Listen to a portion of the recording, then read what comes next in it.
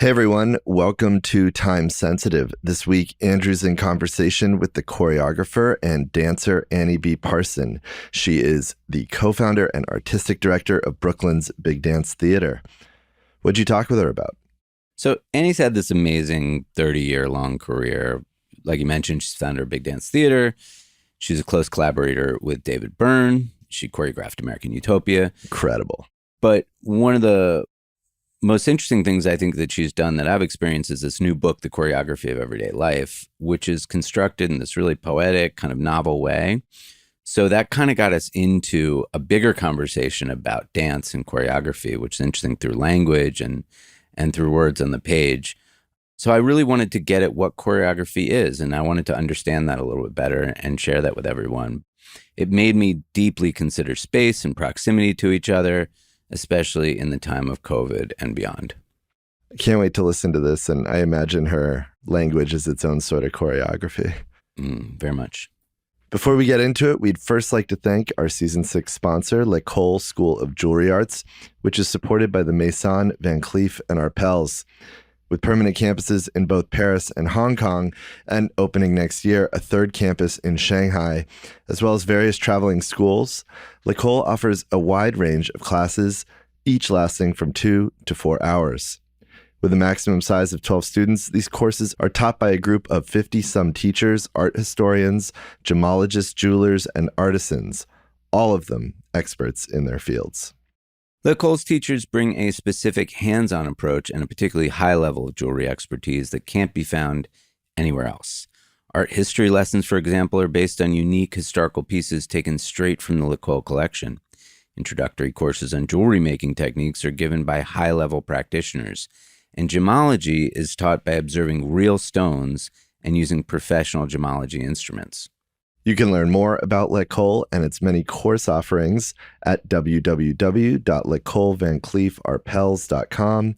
That's www.LECOLEVANCLEEFARPELS.com.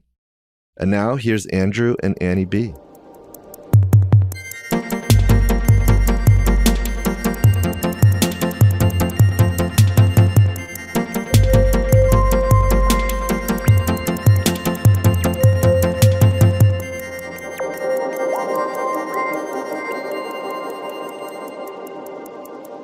Welcome to the program.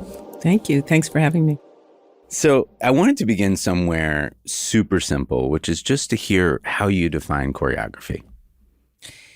Choreography is the aesthetic and intentional organization of the body in space. And time? How would I define time? No, how does time play into choreography? Oh, that's a big one. Time is an element that you can play with in choreography, and it's always happening as opposed to the visual arts. Yeah. It must be attended to. Yeah. You want to be its master, not its servant, because we've all sat in performances where we felt the time was not attended to well. Dance will always be durational because it's happening in real time. So I guess to your question, the reason that I didn't include the organization of the body in time and space is because the space part, I guess I perceive as the most fundamental. The time is a compositional element that is always happening, needs attention, needs crafting. But I would say that I'm going to go out on a limb that in choreography, you might be able to stop time. And I don't think you can stop. You can't stop time, right? In the world. You know more about time than I do. But you can in the world that you make. I think you can in choreography. That's the only world I can speak to. So I have felt time stop. I can make an effort to control time with such muscular attention that I can speed it up, slow it down, and so forth. In fact, now I'm recalling that I think Gertrude Stein said the reason that theater made her nervous, I think was her word, is because there is a sense that time will be controlled when the curtain goes up. And it's not the time that you expect. It's an element of choreography. Thank you for clarifying that. I was curious what you thought about that. So we're going to talk a bit about your book, which I'm holding right now, The Choreography of Everyday Life, that I've been enjoying tremendously. Good. And in it, there's this one quote. You say, readiness is insight plus timing. And I just wanted to use that as a way into talking about COVID a little bit, which this book came out of. So we won't spend too long on it, but just a little bit. Proximity and distance, and you've talked about this a bit in the last couple of years, was a concern for everyone. And I want to hear kind of how you were thinking about it. In a way, you've been practicing this for 20 plus years, 30 years. Mm-hmm. And all of a sudden, the whole world was thinking about proximity in space. Did you kind of feel like, welcome to the party? It was a bit comical. Yeah, but I also loved watching all the choreography in those early days of COVID on the street and people truly sensing that the body, our very presence, our sweat, our breath, our liveness had currency. It mattered more than anything. So the choreography of the bodies in space on the street was really a good performance for me to watch. And it got me thinking, it's kind of how I started writing the book was, wow, when dance comes into the public space, very pedestrian, but dance in that the body is being attended to with particularity. It's pretty interesting to watch everybody's choices. And you write about that with great humor, which I'll get into. Ahead of that, and I know I keep like pushing it off, but you seem to turn to this idea of things happen because of things you reject. Uh-huh. Which I'm a big fan of. And so I was curious what you were rejecting in lockdown and what sort of drew you to the work you made during that time. Oh my goodness. I think what I was rejecting in lockdown was pretty communal in that because of so many things we were disallowed, so many other things came into view. And one of those was slowness. The time of lockdown was durational. It was like a Rothko painting. It just sort of was like molasses. It was so slow, but we enjoyed it rather than fighting against it, or I enjoyed it rather than fighting against it. As somebody that's pretty quick and moves around pretty quickly in space, some people think I'm running when I'm walking, but it's my tempo, my natural tempo. I enjoyed and embraced the rejection of that speed, whatever my rhythm was that I had become accustomed to was not important anymore. It didn't have any value anymore. I sat more, I strolled more, I wrote more, I drew more. All these things that are the opposite of, if you can imagine, standing in front of a group of people and telling them how to move, how every second of the time is filled with their body is very, very stressful. It's very intense. And I didn't do that. I sewed masks, in the early days when you couldn't buy them, very slowly. So yeah, time really, really changed. I do think that in the big picture, we do reject. Our rejections are inspiring and generative. When you say, oh, I'd never do it like that. Well, how would you do it? And that is some of the most inspiring stuff, especially when you're younger and you're working with people and you reject the way that they see the world, make art, whatever it is, live. You say, oh, I don't want to live like my parents. And then you create your own. It can be a very generative act, rejection. Absolutely. I even think competition, I talk about this in a little book, is really downgraded because it's competition. A good competitor, what they used to call a good competitor in the 40s, like I've read that in obituaries of he was a good competitor. And it's like we forgot that can be a really generative positioning that someone is raising the stakes for you. Yeah, absolutely. It doesn't happen with participation trophies. Right? No. Kind of goes away. Exactly. Well, I want to hear a bit about the Pictures. impetus to write the book, because you have written books before and they've always been in an interesting form. This book has this kind of, it's a memoir in a certain way. I guess, yeah. I didn't think of And that. it has dance theory, Uh-huh. and it's a lot of different things. But what it really is kind of a clue into how you see the world and how you think in jumpy, connected, synthesized ways. Yeah. So what got you to write the book? Well, what got me to write the book was somebody asked me if I would want to write a book. And I said, yes, but what? And then because it wasn't like the other books that you refer to, which were charts and choreography ideas. And they said, just write something. And I really feel like tone is very underrated in general. The tone of her voice, when she said that, I took it through the whole writing process. She was so light, and it gave me the freedom to just write something. And what came out was stuff I'd been thinking about for 30 years about the way the body moves in space and in the domestic space. So because I was in a domestic space, because it was COVID, these conversations that kept happening between my son and my husband On were the very phone. present. They were on the phone and they were very present in my day. So they were seeping into everything, and just like the radio does, and step out the window. And it was, it was a big John Cage piece, COVID. Just whatever's coming in is what's happening. Amazing. And you really feel like it had a lot to do with the provocation, the tone she set. I do. I For the definitely space. do. If she had said, write your theory about, no way. Yeah. That would have been so heavy. I don't think anything would have come out. But there was a lightness to her tone. One of the things I enjoyed is you talk about what was happening, the pots at 7 p.m. going out on the street and the citizen dance. Yeah. And you get into this idea of folk dance in a way, and then you bring in the idea of TikTok. Yeah. And it's probably the most novel thing I've heard about it, of this relating TikTok to a new kind of folk dance.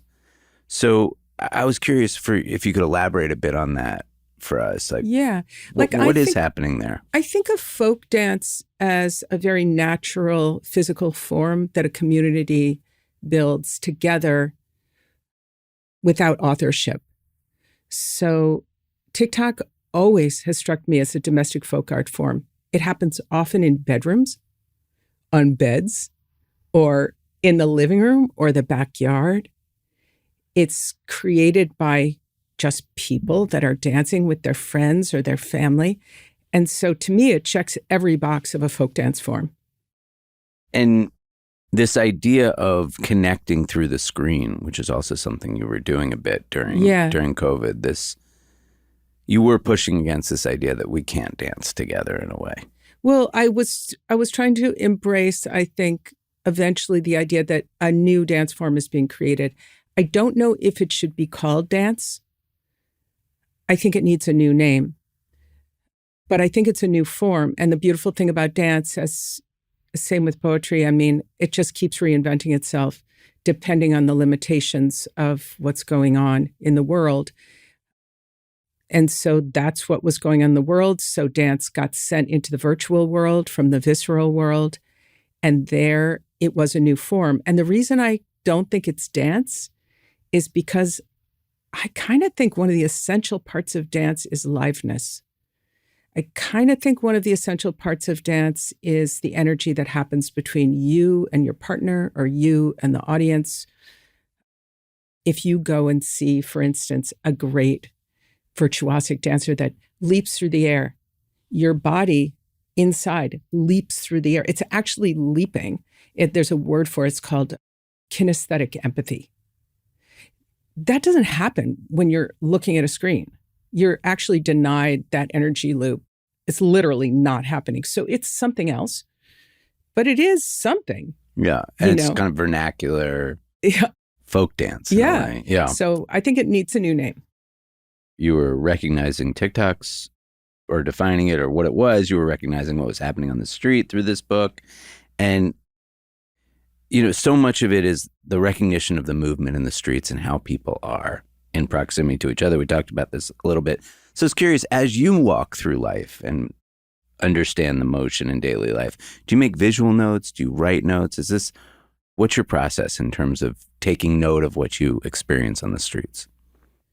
The tradition that I suppose you could say that I came from is a very pedestrian tradition. That would be the Judson Church. Those choreographers, Trisha Brown, Yvonne Rainer, they were making movement that was embracing the movement of the streets. Beautiful, pieces that move from one side of the stage to the other, just walking.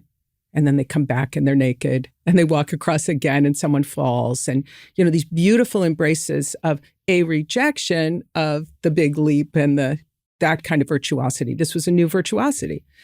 So I can't really say that I'm that kind of choreographer exactly, because it's more like I learned that and then I try to do something different, I guess, or I felt the world looked a little different than the way they felt the world, but it's definitely in my bones. I guess more I see on the street beside the COVID choreographies is events that are dramatic. I find myself like gawking when issues of tension or sharing weight of some kind, sharing space in an interesting way, dualities in space are interesting to me. I think I'm taking note of more things like that. And when you wrote, you really did translate what you sort of feel viscerally in your body and into language. Yes. And you do it in a very specific form that I want to talk about. But what is your relationship to writing, and has it changed through this book? Oh, boy. I don't think of myself as a writer at all. So I think my relationship to writing is very free. My relationship to writing, the closest relationship I could say is as a reader, and then being inspired by ideas that I glean from reading. But I'm still a choreographer when I'm writing, as you could see on the page. I mean, I really choreograph the page and I use the rhythms of language. I embrace this idea that I would have these blocks of text because I thought they would look choreographic on the page. And then I would have a very short line to follow it. And that line would be 5 to 7 syllables, and it would sound percussive in a certain way. And they all end on these very short beats. Very short beats. Yeah. A readiness. Wide shot. Exactly. This sort of staccato beat that, for me at least, it helped me as a reader understand what you had just said. Oh, it gave me a moment. Good. And it is about breath and time. And that's very much about dance making. Like, dance makers are really good at that. We really get how to deal with time because we have to. And so I felt like I could bring, and this was not analytical at all in my mind, but I see it now that I was trying to use my strengths, that I understand, at least for myself as a reader, that I need a breath, that I need time, that I need space on the page. Not to say I don't love like Markson or somebody that gives you no space, and no time. I do. And that's also a use of time. Different It's very dense. It's very, well, you speed it up in a sense. So I think one of the things that I embraced also as a writer, even saying as a writer feels funny, but as a choreographer who's writing, books out there, so it's okay. Is form. Yeah. So when you're making dance, there is always a playing with form itself. And I use a lot of poetic forms when I'm making dance. But I had this fun idea that it occurred to me that every dance I've ever made had braids in it. Pretty much. I think maybe every. And I had done a chart of braids in my last book. And I thought, well, I don't want to have this dance not have braids. So I decided that the structure will be a braid. So whether the reader understands that or not, it helped me because it gives me shape, It gives my brain a way to, so there's like 5 strands of ideas that I'm braiding throughout, and that's my form. It's very choreographic. And it all involves some form of humor and wit Oh, good. which gets into everything you kind of, it seems like you're trying to get that into most of the things you do. I'm not trying, but I'm glad that it's there. And it's important to your work. What are your thoughts about humor, especially in the context of modern dance, that for an uninitiated audience or someone who doesn't know a lot about it, I think there's a common thought that it's so serious. Yeah. It's so, It's it's so not fun. Oh, you it know? isn't. I'm with you. Yeah, I do. I mean, I don't know if I like to think my work's funny, but I mean, it's not like haha funny. Hopefully it's like witty in some level. But what is wit but just a kind of playing with intelligences that are happening? And I think also because I embrace the peopleness of my performers, they're not neutral bodies in space. I mean, I have made work like that, but it's not typically what I'm interested in. I'm interested in those people. Yeah. So it's really, really can be quite funny because people are weird. Mm-hmm. And you've always had these characters. Yeah, definitely. As part of your troupe. It's true. I feel like I'm looking for beauty, but I guess my perception of beauty is odd, a little bit. Something that I find a bit strange in a cool way. Right.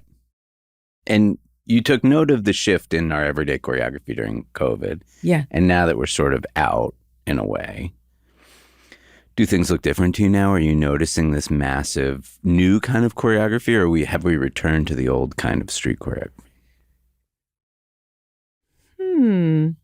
It's just all so dynamic. Like, I feel like, for instance, I walked into your office without a mask. That's very new, So I'm not sure we, as bodies in the public space, really have decided how to comport ourselves completely. Do we hug each other as much? Are we shaking hands a little more? I think we are. But I'm not sure there's been a radical shift, but I would guess that people are much more aware of each other's bodies than they were before COVID. And awareness maybe in general. I mean, you talk about this sort of panoptical awareness as you walk through the streets. Yes. This noticing of so much and so much you bring to bear on what you notice from your own experiences. It seems like New York City is important to you. It is. How important has it been, not just the community, but the city itself, to the development of your work? Yeah. It's such a great question. It actually makes me want to cry a little bit because, well, just starting with the most recent New York City that we know is the New York City in COVID.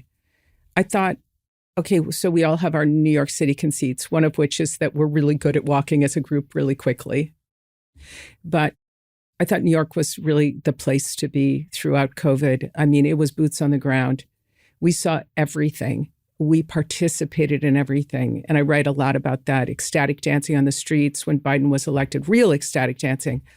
Talk about seeing your mailman. See my mailman. Oh, is that in my book? Yeah. Yeah. So, my mailman and I'm not sure it was in the book or you talked about, but you talk about a moment where you were truly ecstatic with someone else. Yeah, and a stranger. And it was all over the city. And throughout the protests in the summer of 2020, we were all physically there in space. It's not that we heard about it on the radio. We were doing it. And we saw the whole city. I mean, there were so many things that were happening throughout COVID that friends that had left the diaspora into, Hudson, New York or whatever to bake bread. That's lovely. But actually, we were living that history. And I found it intense, fascinating, beautiful, moving. Yeah, it was a great place to be. But before that, New York has always been a teacher to me. My mother told me that some babies are born and they come out of the womb and they say, I want to move to New York. And I was one of them. And I do think it's a curiosity of wanting to have that kind of inspiration of a crisis of artists. Before COVID, for, decades, I saw tons and tons and tons of performance. And it was my church. And it's a community of people that are in constant conversation through their work around how to live, how to describe the world, and how to approach form. It was always a really, a place where I felt like I couldn't kind of live without and still do my work. Now, the jury's out because we're just creeping back into the pleasures of this city, which are going to museums, seeing shows, all the public things. And it's all come back for the first time starting 3 weeks ago in full force.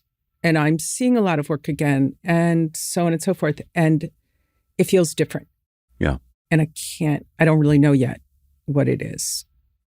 It doesn't feel like it used to feel here. Something's happening. Something. So because it's so dynamic, I'm not going to be a prophet. I'm just going to say, not sure. Yeah. You're not originally from here. Where did you grow up? I grew up in Chicago. And what was your childhood like in Chicago? Well, my father was a huge dance fan. So I saw a lot of dance. He liked experimental dance. He liked ballet. He danced a lot. He came from a family that danced socially a lot for fun. So there was a lot of dancing. But I mean, I don't think he wanted me to be a dancer or anything like that. Like you weren't put into dance. No, I was actually a visual art major in college. So yeah, I was much more, I really thought I was going that road. And how did you get into dance? Just like my advisor, you're not going to believe this, was Barclay Hendricks. Wow. Yeah. I mean, I've always been just such a giant fan, and he was quite intimidating. He probably did not want to be there. And the dance department was just very friendly. So I ended up spending a lot more time there. It was just not intentional. I just So you fell had into no it. formal training in dance? I did. I had danced quite a bit in high school and had studied choreography in high school, but I wasn't focused on it the way I was on painting. How did you get into studying choreography in high school? I went to a really good public high school that had 2 choreography teachers. Wow. Yeah. Wow is right. Yeah. I mean, I don't think and also a brilliant painting teacher and a brilliant art history teacher. It was just crazy. It was just some luck. And you trained in ballet at some point? Yeah, I have always trained it. I trained in ballet for 20 years. Wow. Yeah. When did you start? I started when I was 16. When I got my driver's license, I drove to ballet class because my mother did not want to drive me to ballet class. So you didn't do ballet So I because you didn't couldn't do get a ballet ride. because I couldn't get a ride. And I got my license, and I literally got my license and drove to ballet. I didn't even go home. Wow. And That's how bad you wanted to learn That's how bad it. I wanted to learn. And I signed up for a class, a beginning class, and it was all little 4-year-olds. kids. Yeah. It was 4-year-olds. Yeah. They didn't have adult ballet then. And I just studied ballet with kids, and it was fine, and then I just kept studying it. And I studied it all the way until I had a baby. Why do we, speaking of babies and young children, why do we get kids into dance so young? What is the advantage of a child? I feel like it's an organized system of movement, and somehow parents understand that children need to move. And they dance so much before you even tell them to dance. They're dancing. So, he loves to dance, and so forth. But I think something else is going in class that we call class in dance. That's going on in class, which is the discipline is so intense that people I know that study ballet as children, they ended up doing, all sorts of other things that obviously most of them didn't become ballerinas or dancers, but they always would attribute their scholarliness, their studiousness, their discipline to their ballet class. Rigor. It's so hard. Yeah. It's so hard. Do you think that if you had trained as a child, the movements you make now would have been different? I kind of love that you're asking me that, because I kind of think they would have been, because there is a certain freedom in not having that in your body your whole this life. Pedestrian style Exactly. that you do. Like it's hard to let go of that ballet stuff. Yeah. Right? It seems like it wouldn't have informed the way you're thinking about it. I don't think so. I think I kind of lucked out that my mom wouldn't let me go. Now that you're saying that, never thought about it. And at 25, you had your first opportunity to choreograph. So you learn a bit, you go through school, and then you have this opportunity, I believe, in a play. Is this right? Well, I mean, I choreographed a lot before then. I choreographed just dancers. But this was a big project. And it was when you met your partner, Paul. Yeah, that's true. That's true. What was that project? That project was a Brecht play. I think it was Good Woman of Sichuan. And through a friend of a friend, somebody needed a choreographer. And I walked in to this rehearsal and I met Paul. And I knew so little about theater that I didn't know there was a director.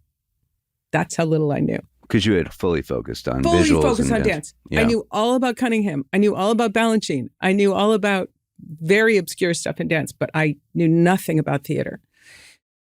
But I was a big reader. So I immediately glommed onto the whole theater thing. Like we did Ibsen and Chekhov and Gogol. And I mean, the writing is so brilliant. And of course, I loved it. And I had full reign in this theater company that I ended up working in to make dances. And I would go to the New York Public Library and watch these. A lot of the literature was Russian because we were doing Chekhov and Gogol and stuff. And I would watch these Russian folk dances.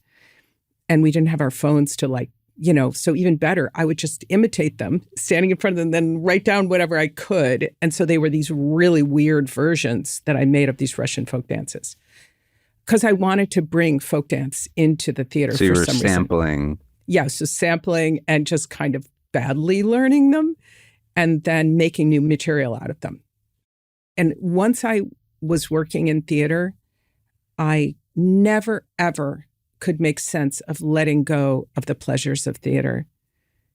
Character, circumstance, cause and effect, costume, props, like all these great things. I just didn't like the stories. Right. Or I wasn't interested in the stories, but theatrical elements then just seeped into my work. And you immediately started this very long, fruitful partnership with Paul Lazar. Yeah. What is the strength of his, and maybe you're already talking about that you rely on most, that you admired most in the beginning, have learned the most from, and that you rely on most now? Yeah.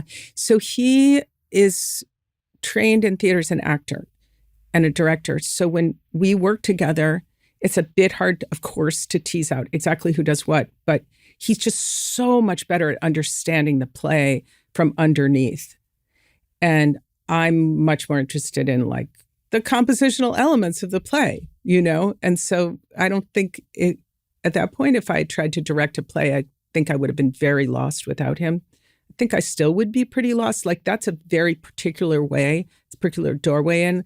And even though he thinks very experimentally, his dramaturgy, if you want to call it that, or it's just thinking about the way the play works and what's needed and what's happening, it was essential to what we made. He could talk to the performers in ways, even the dancers who we were asking to do all these theatrical things, in ways I could never even have thought about.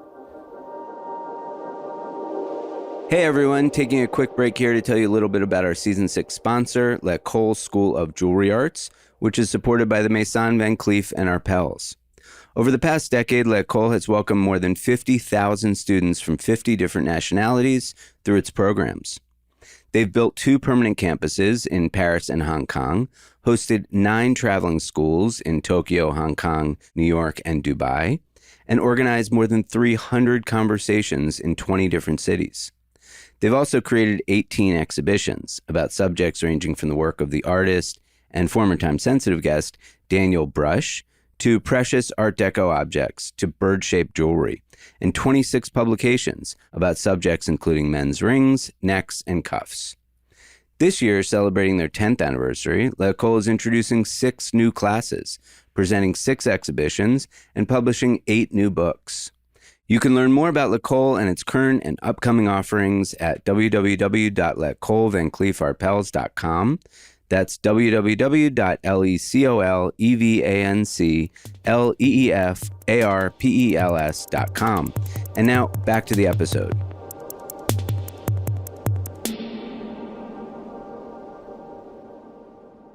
You've also remarked on the influence of Pina Bausch, who you were looking at a lot at that time. What did you love most when you saw her work? What was this thing that connected to what you were just talking about that really very connected lightened to you that. up? Well, it was jaw-dropping when she first came to BAM because we had been seeing, I say we, this sort of loose group of choreographers at the time that were in their 20s, seeing drawstring pants, T-shirts, Trisha Brown phrasing, pedestrian stuff. And here came this, it felt very post-World War II in aroma rather than post-Vietnam. An aroma of a European past that was interested in society, men and women, their relationships, their conflicts, smoking, kissing, like all these things that my forebears, had totally they were not interested in. But she took this material and she used loops and, all this stuff. So it wasn't narrative, it wasn't story ballet. So it was everything that I loved, everything.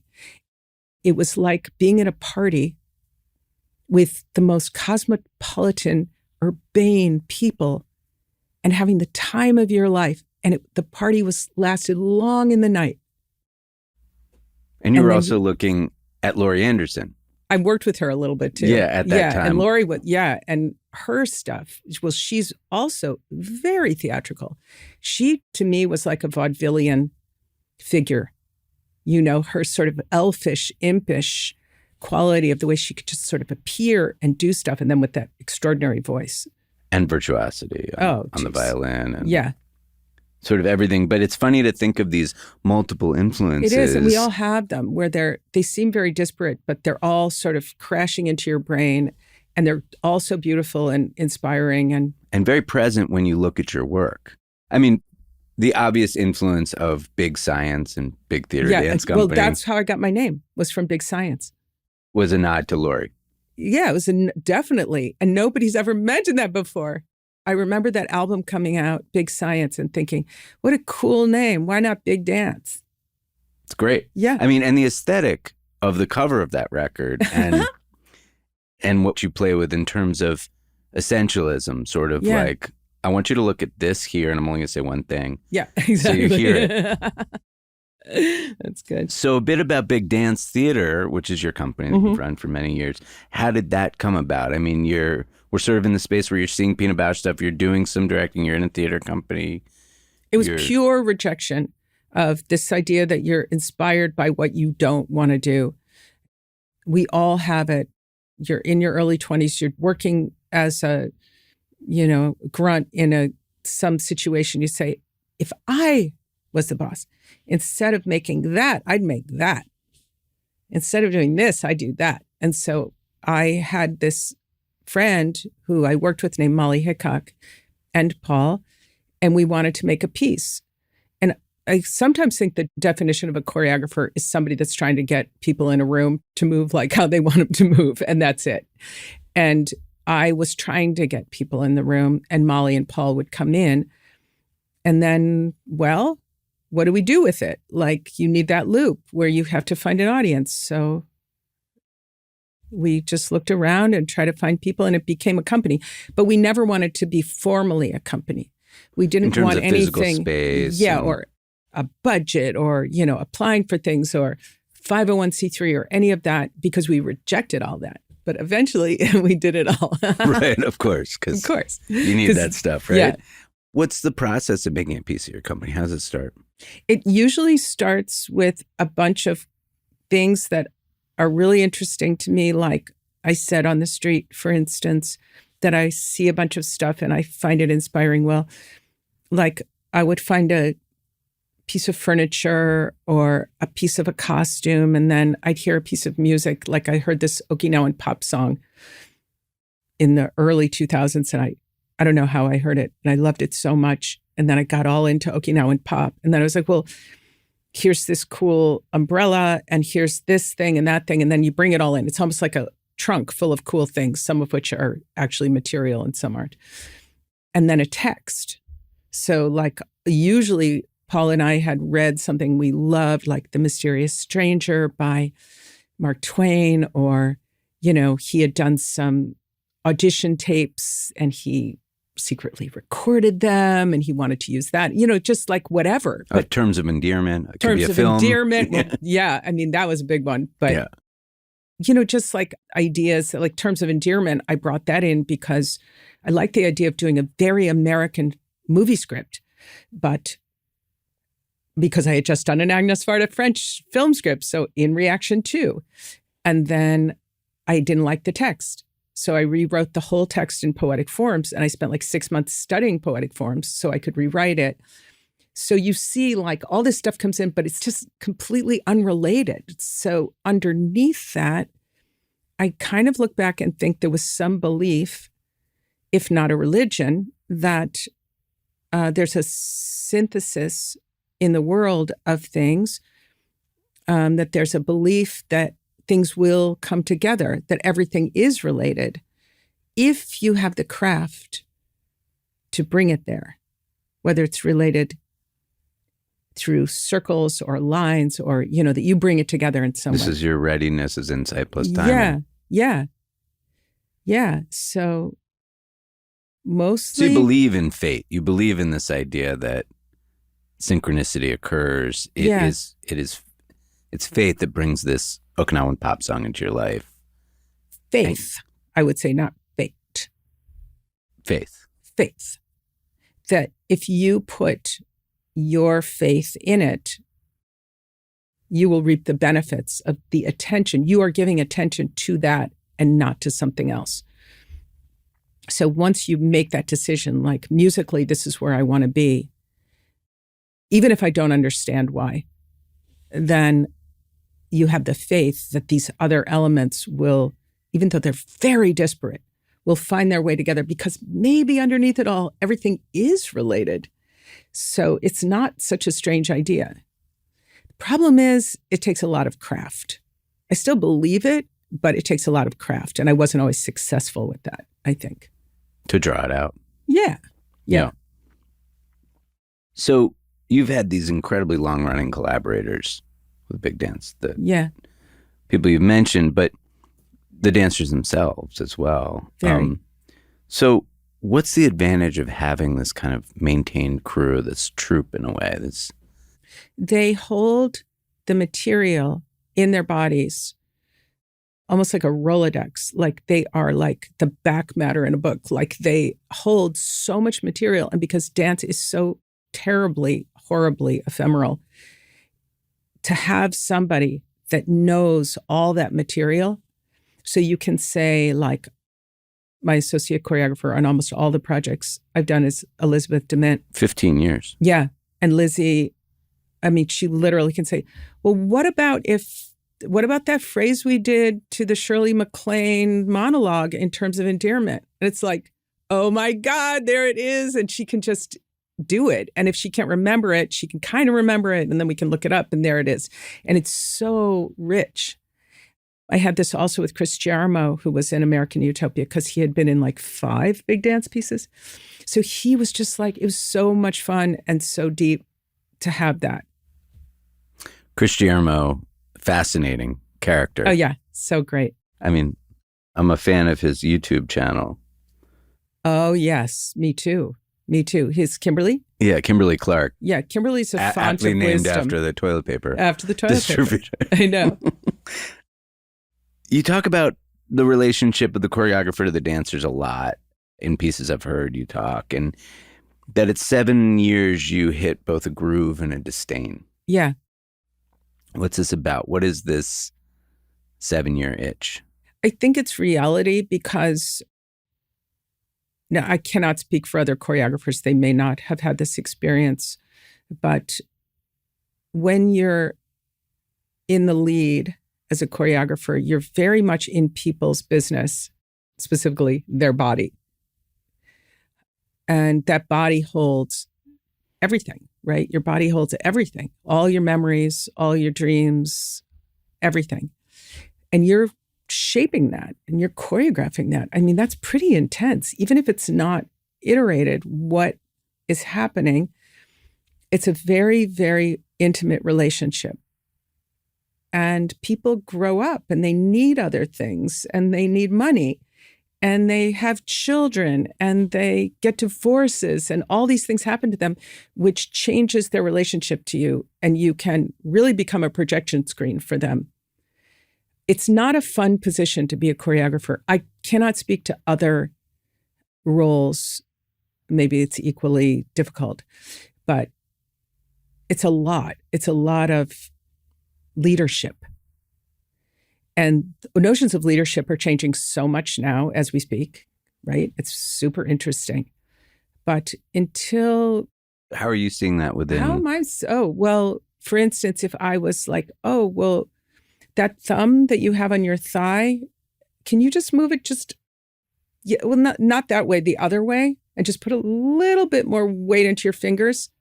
No, not onto your, maybe try it on the arm of the chair instead, because that's not working. Listen to that for 6 months. It's hard. In a time where it's all about a sense of agency. That's right. So now we can't necessarily do that. And so that relationship is being explored. On the other hand, choreographers throughout time, there's a brilliant picture of a choreographer, I won't mention who, looking at the dancer's foot and picking up the skirt as the person dances. And to me, I see that look on that choreographer's face as everything. But a dancer might look at that and say, don't do that. You know what I mean? So it can become very oppressive. How this all works out, I wouldn't prophesize, but I think it's important that it's being investigated. And I am of the belief that dance, because it's the least lucrative of the arts, it lives outside of the marketplace. It's also the most radical. So the things that happen in dance politically and in these kind of investigations around leadership and so forth are going to be the most radical. They're going to be the bloodiest, in a sense. They're the ones to look at first. They're the ones to look at first. And they seep in, whether nobody knows it because dance is so obscure, but they seep into the ecosystem of art making in ways that, I've seen it over and over again. It's really interesting. And they get, shifts in thought that happen in the dance world seep out into the visual arts and other things. Definitely. Help me understand. Oh, gosh. Like Cunningham, for instance. Cunningham, I give that example because he's the most well-known choreographer. The experiments that he did and the way he handled, now I'm just speaking artistically, but the way he handled the body and film, the way he handled the chance elements in the universe in relation to music, in relation to action. Let's just go big and say he decentralized the space itself.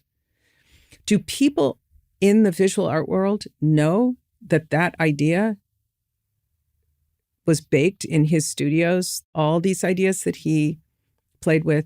Probably not. Even the idea of multimedia. Yeah. Putting sculpture on stage and things like, it's true, things do, which is maybe why the most interesting artists have always paid such close attention. To dance. Yeah. Like I said, I think that the reason it's all happening there is because there's no money. So there's a freedom. Pure That's ambition. The good side. The bad side is there's no money. Right. How do you go about choosing source material? How do you know what's going to resonate, what won't? Do you care? Does it just matter what resonates with you? The rest takes care of itself. How does it work? Just matters what's resonating with me. I've never really thought about, will people be interested in this? It's just when I can see a piece of source material, like let's speak of text, and imagine music, and imagine where dance could occur and why it would occur. And there's so many great pieces of writing that I love. I'll mention an example. So right now I'm completely obsessed with Josephine the Singer by Franz Kafka. Do you know this story? I don't. Okay. It is the last story he wrote. It is about a street singer. She's not good. She stands on a street corner and she performs her songs. And it's definitely takes place in a shtetl. And these people are in great need of joy. They have none and they have no expectation of it. But whenever she sings, even though they don't think she's very good, they all come around her and listen and feel different. And I love this story so much that I have the feeling, and I also have a musical idea for it, that I have the feeling that feeling I get, which is I want to use this as source material. But I don't think I should. I'm starting to think I shouldn't. In fact, I would just rather gather a group of people and have them read it out loud. Because some things just shouldn't be performed. You've never done Kafka before. I haven't. I've put Kafka in a lot of my work. In the mood room that I did at BAM, there's Kafka in it. The but last secret. piece you did. Yeah, the last piece, but it's secret. It's like nobody knows. Because we're living in a moment of Kafka in a way. We are. A lot of people talked about the trial during COVID. Yeah. And that story of... But I think the other thing that Kafka, like what's very Kafka-esque to me, is not just the bureaucracy, the absurdity of bureaucracy and the way he does it. So I just reread The Castle, so he knew it's it very well. fresh. He worked in a yeah, he knew it well. Company. Yeah, he did. But what's also very Kafka-esque to me is he's a very choreographic writer. And it's not really talked about much, but like when I reread The Castle, I took a highlighter and I highlighted all the physical actions. Remember the assistants, the two assistants? Oh gosh, I would love to choreograph them so much. He describes the way they hug and laugh with their arms around each other. It is so expressionistic and strange and choreographic and so good. But anyway, I think some things shouldn't be staged and they should be read, and maybe they should be read together in a group. Which could be another. Yeah, could be a piece. I mean, grammar is a huge part of how you work and how you generate material for dance. Yeah. So how do you think about grammar? And after you explain it, I'd also love for you to tell me, did you understand this early, or was this something you developed along the way? Did you notice yourself doing this? Or did you always understand grammar to be at the root of it? I think I've been thinking about grammar for a really long time. I can't trace back why, but it now seems just very obvious that grammar is so generative for making material. Look, when you're making dances, there's a desperation. Where is this material coming from? You know, it's not like you turn on music and just start dancing and that's the choreography. I mean, it's happened, but you have to generate it from ideas. And so something like grammar, where, as I say in the book, a preposition tells you where you are. We are across from each other. My coat is next to me. I can take those two words into the studio, take movement material, and use those prepositions to decide where those bodies are going to be in space. The verbs themselves hold velocity in a very particular way. I do all sorts of phrases with just verbs, just bald verbs. I mean, I would call it desperation. Maybe it's just looking for ways to make dances. Right. It's kind of the way in which you do that. Yeah. How do you think about emotionality in the performance? I mean, there's so much emotion, whether it's taken away intentionally or added. Yeah. But it's always present. Yeah. I love the question. It certainly is, especially the way you put it, because it certainly is one of many elements. It is not like on television, the, emotion and narrative are the main elements that that genre is playing with. In my work and much work from my generation, there's emotion, there's line, there's space, there's, shape, there's dynamics, there's rhythm. It's one of many elements. However, it is an element, and I love playing with it. And I've played with it, both from the heart, where I'd never played with it from the heart. I used to play with it like as a random thing, like just add joy here. Oh, just add sadness here, whatever, just the way I would play with anything. I worked once with Ivo van Hoof, and I thought, I liked the way he dealt with emotion. And it was kind of like, not childish, but childlike, where he just wanted something.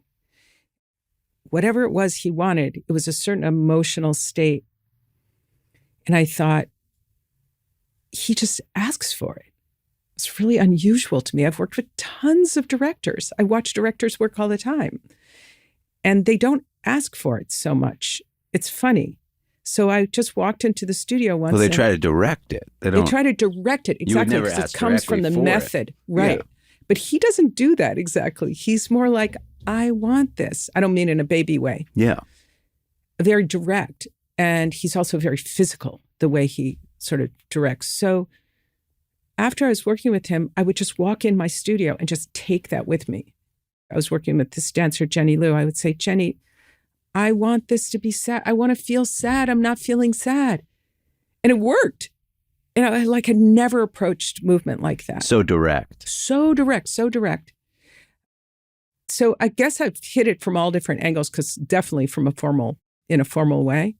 And also from a cold way of just like, please don't show me any emotion until we've earned it. And that could be 20 shows later and it starts to seep in. And that's really powerful and strong. And I'll totally take the 20 cold shows in order to get the real thing, rather than to have it be coming in the front door. It's interesting how shows change over time. I mean, you choreographed American Utopia. Yeah. Which really profoundly touched me, that show, both before and after COVID, and the change of seeing the show before and after. You'd never done a musical. Never. Well, I'd done one that David Byrne, Here Lies Love. Right. That's the only one. Yeah. It's surprising that but it almost felt like this was not a new form for you, but in some way you were able to do your best work in this space. What was it about that opportunity, the show itself, the moment in time? Why was it so good? Well, I had been working on that show for 15 years, basically, because I started working with David on his album with Brian Eno. He had me choreograph 2 dances. Then I ended up doing 3 dances, then 4 dances he added for that tour. Everything That Happens Today, I think it was called. And I think that was in 2000. It was more than 15 years ago. I think it was 2006. So what I was working on with him, that's like a continuum. You know what I mean? Like, then I worked on another show. Then I worked on Here Lies Love. Then I worked on his thing with St. Vincent. So that's like all one dance as far as I'm concerned, because when you're working with an artist of that caliber, you're just on this road with them. You know what I mean? Trying to be adjacent to them in a sense, ride the bike with them. So it wasn't like I did American Utopia out of the blue. That would have been really hard. And some of the songs I had already choreographed. One of them, Road to Nowhere, was from another show he'd done. And even the ones I hadn't, I was so familiar. Choreographing to David's work is very natural for me. Yeah, there's something that's just tonally so extraordinarily symmetrical. Yeah. I mean, instead of having 3 weeks of rehearsal, I had like 15 years of rehearsal, literally. And that's why. Yeah, and that is absolutely why. Absolutely why. That it was so resolved. So lucky. Yeah, and it was just another show of his, by the way. It became a Broadway show, but it was one of his tours, another tour. And then when it became a Broadway show, the dance material and the staging that I did was already created. There's something, I mean, to be more specific about this, I'm struggling finding the right word for it, the synergy between the two of you, the work that comes out of that. It's detached, but it's intimate. It has like a form that is resolved, but it's loose. There's these dualities in all of it. What is it about David that allows for that creates space for that? How does he approach? What is the sort of brilliance of the way he works? Yeah. Well, he's a dancer. So he's an appreciator of dance as well. He values dance. He knows its importance. He knows a lot about it. He sees a lot of dance oh God. He knows. So he's coming with a huge amount of intelligence around the form. We share, I would say, those references. We don't need to talk about them, but we've both seen set and reset and, all this stuff. So that's really nice when you're working with somebody and you're sort of on the same plane of, we're also both really mavericks around ceremonies, rituals, folk material, we're really interested in the way movement. And that's just, we separately are interested in that, but we share it. I listened to him since I was, listening to music. Well, but that's true with tons of people with him. So that's not unusual, but he was probably the most important aesthetic influence on me. And I felt like I could get inside his material really easily, which is not to say that like when I worked on Bowie's musical or when I just worked with Lord, I can't get inside their music. It's a whole different process because I'm learning their music, basically. With David, I wasn't learning his music. I had already choreographed it, basically, because I was always thinking about his material. I mean, but that's true with a lot of people, too. So that doesn't totally... But there is something, and maybe it's hard to articulate, but there is something about the way you... It's a tonality. It's a tonality that we share. And it's something that is abstract. It's asymbolic. But we both sort of don't like diagonals, and we both don't like really oozy kind of movement. And I don't think he's a little more open than I am, to tell you the truth, about dance. He likes more things than I do. But yeah, there's a dryness to see, but he wouldn't really agree with that, I think. I think there's a dryness, at least that I'm holding on to from my side in the material that I make with him, that I think sets right against his music. Yeah. And sometimes I do things that are very formal, very formal. The audience may not even notice it, like Dance Like This. I don't know if you remember that song, but the movement material is just two things that reiterate over and over and over again. That's a musical, that's like, nobody would do that in music. They like rely on this like variety of vocabulary. David's music holds a really interesting formalism. Yeah. Even if he's not doing it, it's the world. It's his art worldy thing, So I know it works with it. What was it like to work with untrained dancers? Well, I've worked with so many untrained dancers that wasn't new for me. I mean, I choreographed for mostly Mozart, 1,000 untrained musicians with a David Lang piece of indeterminacy. So, and I've worked with a ton of classical musicians and marching bands and stuff. Musicians can be quite skeptical around being told how to move. And at the same time, this particular group of musicians, they're my friends, like they're so amazing, and they hung in there. It was a very long process. I have great respect for them. But, you figure out what I'm interested in non-dancers because they have their own virtuosities, but you have to be pretty sly and figure out how to bring them out.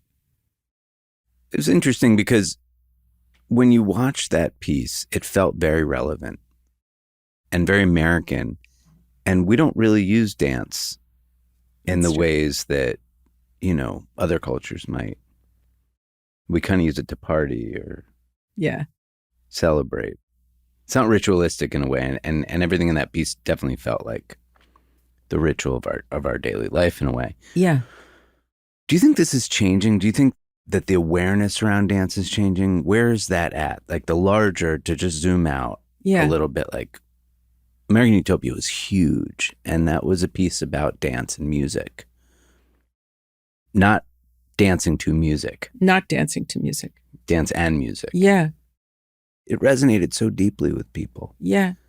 Is that a hint at what's changing? Do you think that we are sort of seeing dance in a new way now? Well, I do think that when I started in the dance field, I was very aware that people were suspicious, if not enraged by dance. So I think that vibe is not there anymore. And I think it has to do with COVID and a lot of dancing happening and social media and TikTok and all these things. And people are more comfortable with dance, for sure. I mean, the mainstream culture. Where it takes us, I'm not sure. And whether I tend to think that the reason American Utopia was successful vis-a-vis people accepting the dance and not think it was quote unquote weird was because of David. He's just telling them all over the stage for 2 hours that dancing is important. It's interesting. It doesn't need to be the steps. It's not necessarily steps. It's not necessarily the steps that we see over and over and over again with pop music.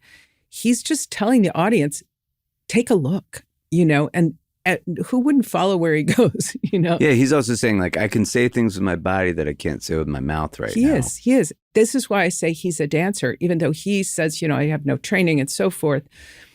He is a dancer because he can express movement with his body very persuasively. And that's what dancers do. So he's very much of a dancer. And we're convening again, as we talked about a little bit ago, 3 weeks. Yeah. So far. But going to the theater for the Greeks was kind of mandatory. It was something you did. It was mandatory. Mandatory, right? Yeah. And they had these massive spaces to hold these events. Yeah. And it was fun and filled with all sorts of things that drove culture. So the concept of gathering is pretty old, right? But it's new to us now in a way. And we're going to see where this goes and how much we believe in physical gathering and our need for it. What hasn't changed over time in your mind about gathering as a culture to experience something together? Why is it so important? I think you just have to go back to the body and say there's something physically happening when you're in real time and space that I'm sure like somebody in science could tell you what it is. And I don't really know what it is, but I can feel it. Like what we would not be having this conversation if we had decided to do it on Zoom. We'd be having a different conversation. We believe that we need to sit in this room. Yeah. And so that, I would just turn the question back to you. Why? I think because of something we talked about earlier, which I imagined you would be thinking, which is energy loop, that it is real. Yeah, it's real. And when you're sitting in an audience, it's a congregation, it's a cluster of brains and bodies all taking in this material together as a group. And you can feel, the whole group. It's very subtle sometimes, the whole group moving away from the piece slightly, moving to the right of the piece, moving to the left of the piece, needing to leave. You can feel these sort of group actions and experiences. You can also feel when your body is in opposition to what the other bodies are doing. Everybody's laughing. You don't find it funny? Empathy. Yeah, this kinesthetic empathy is happening. So it's hard for me to understand that we will reject gathering altogether. Right. I think we're just out of practice. I think we're out of practice of leaving our homes. We have to do our scales. We have to practice, that we're out of practice of being on the street, of being a little bit uncomfortable, of using a lot of physical energy to get places, all these things, and then of sitting very still for sometimes 2 to 3 hours. Our whole, speaking of time, our whole our relationship to time has definitely changed. Mine has. Has yours? Of course. I'm good with an hour. That's about it for me, So do things get shorter and more brutish? Maybe. Well, we look forward to more pieces from you, and it's amazing to see how much recognition your work has been getting after many years now. And thank you for coming on today. Oh, it's been a pleasure. Extra thanks to our Season 6 sponsor, L'École School of Jewelry Arts, which is supported by the Maison Van Cleef and Arpels. A unique place for learning, L'École welcomes the general public to the world of jewelry through courses, conferences, exhibitions, videos, and book publications. You can find more about L'École at www.lecolevancleefarpels.com. That's www.lecolevancleefarpels.com. And thank you for listening. You can find more episodes of Time Sensitive on our website, timesensitive.fm, or wherever you listen to podcasts. You can listen to our other podcasts at a distance by heading to atadistancepodcast.com. You can follow us on Instagram at slowdown.tv. And if you like our programs, please be sure to subscribe and leave comments.